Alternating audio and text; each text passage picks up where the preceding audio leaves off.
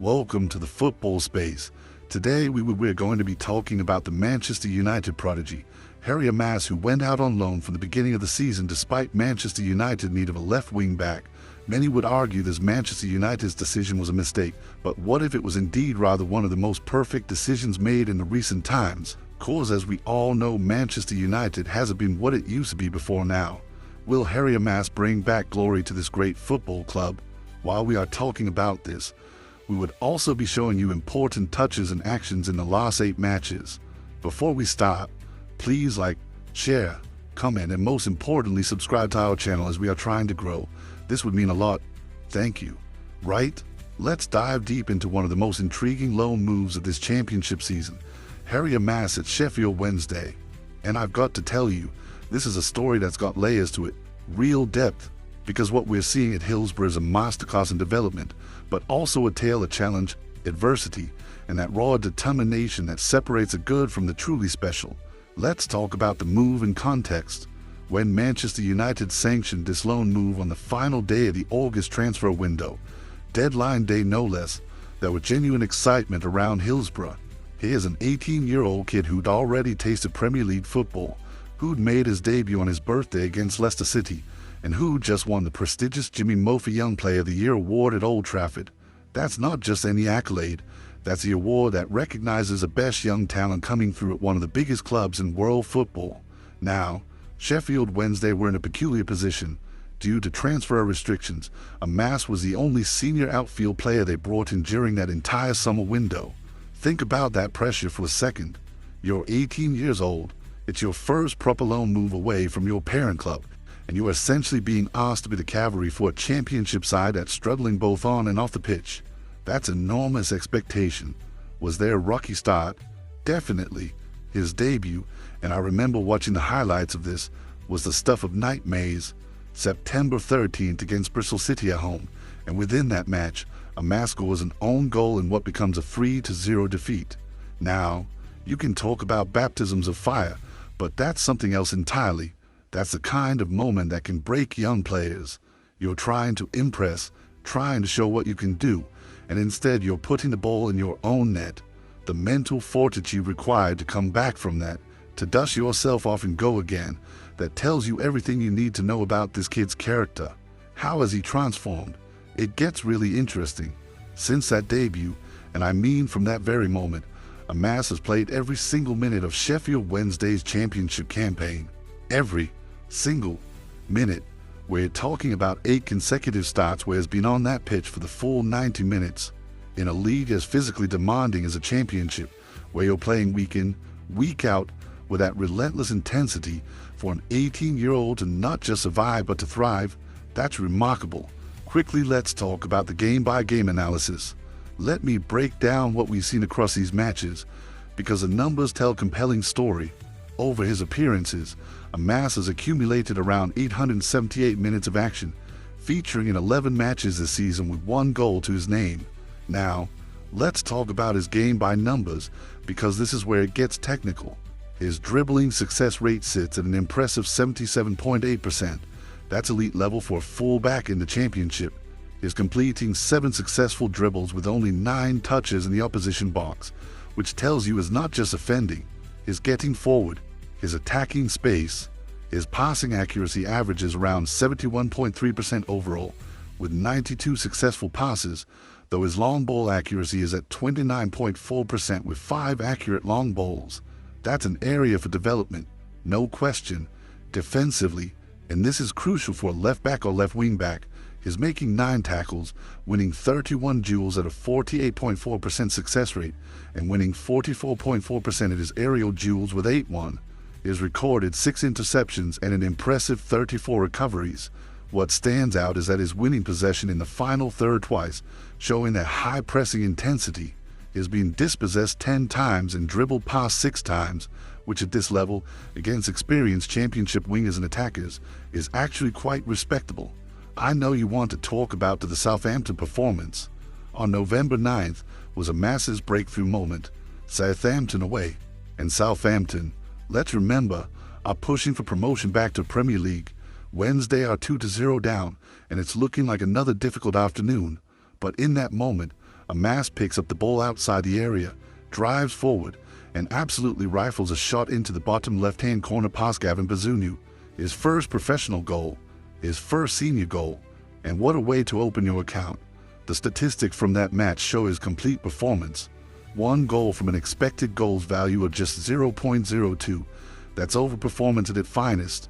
He registered 2 key passes, an expected assist value of 0.31, completed 89% of his passes, 42 out of 47, won 100% of his tackles, and came out on top in 5 out of 8 ground duels.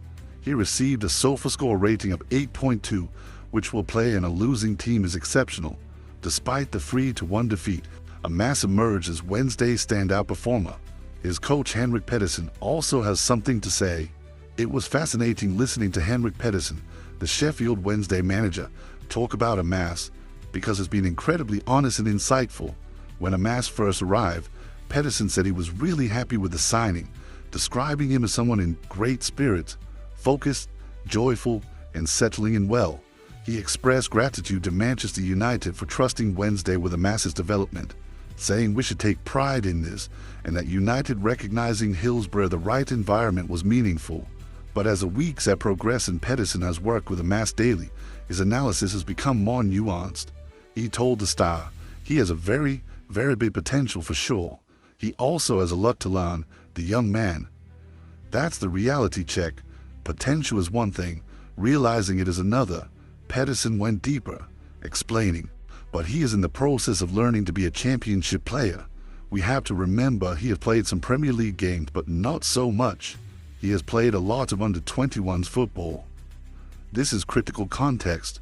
Youth football, even Premier League under-21s, simply doesn't prepare you for the week-in, week-out brutality of championship football. The manager added something really revealing. But he has never ever played 3 games at championship level before with this intensity, and this is also what he has said himself, oh, it's so tough. Amass himself has acknowledged the challenge, which shows maturity and self-awareness. Pedersen continued, everything is with high intensity, all the attacks. He can do nothing with 95% because then it is not enough. That last bit is crucial.